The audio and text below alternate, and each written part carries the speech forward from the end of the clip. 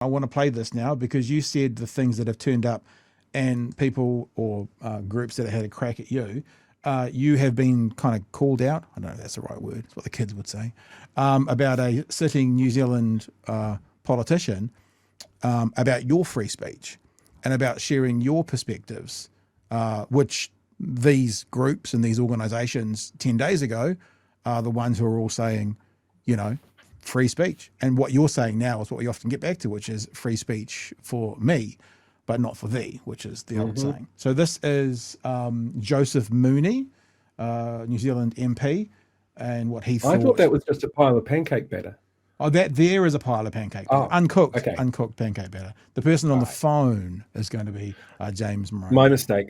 Easy mistake. One of our university academics, who is a professor of communications, ironically, didn't see that as a moment to denounce political violence, and particularly political violence on campuses, and particularly murder on campuses, but instead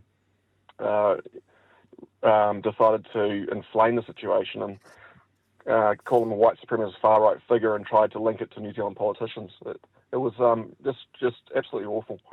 So there you go. That's the basis of the criticism, which I guess started a wave of let's include Mohan in all these lists. Do you want to speak to what you heard James Mooney saying, or is there anything to add to that?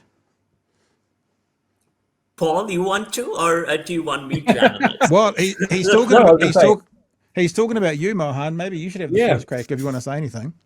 Yeah. So the thing, what I find really interesting is his interpretation of what actually is inflammatory, and his construction of what is inflammatory. And this is a classic example of communicative inversion, because, my whole point is that by introducing this figure who is mostly irrelevant within the context of Aotearoa New Zealand public sphere into the space, you're inflaming the space, and you're actually creating the context within which there is going to be further polarization. He turns that on its head and says that, accuses me of inflaming and creating polarization by documenting the empirical evidence. And this is a pattern actually of the far right, which is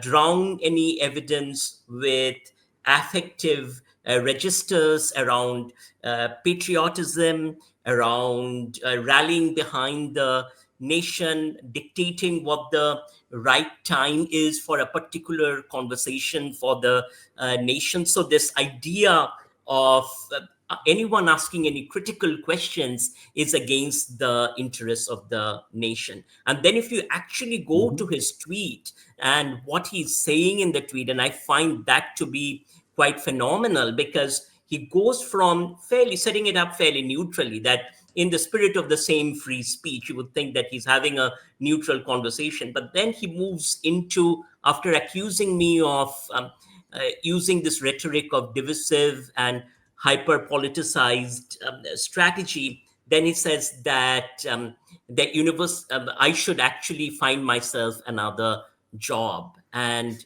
that I find is quite powerful. So what I hear... Let's have a look.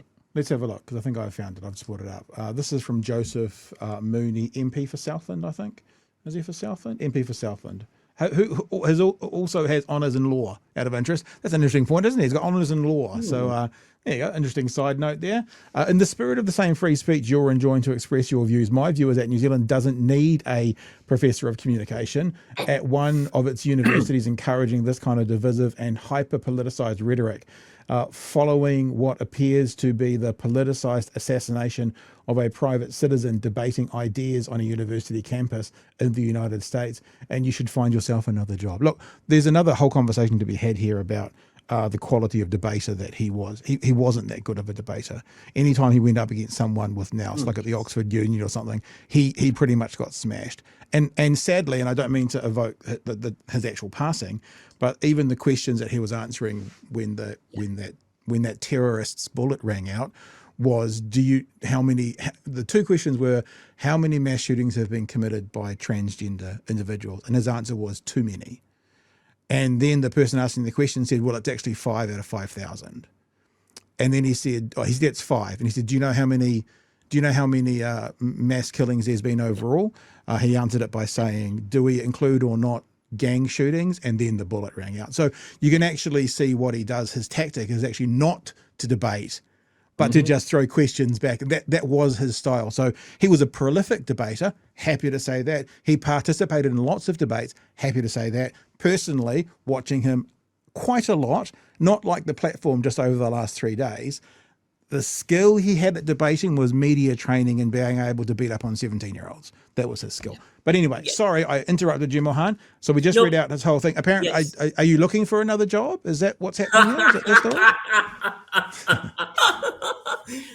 I am not, and I hope to continue to stir the minds of young people, as they say, because they don't want their students to go to Massey, because they don't want their minds to be brainwashed. I intend to continue doing that.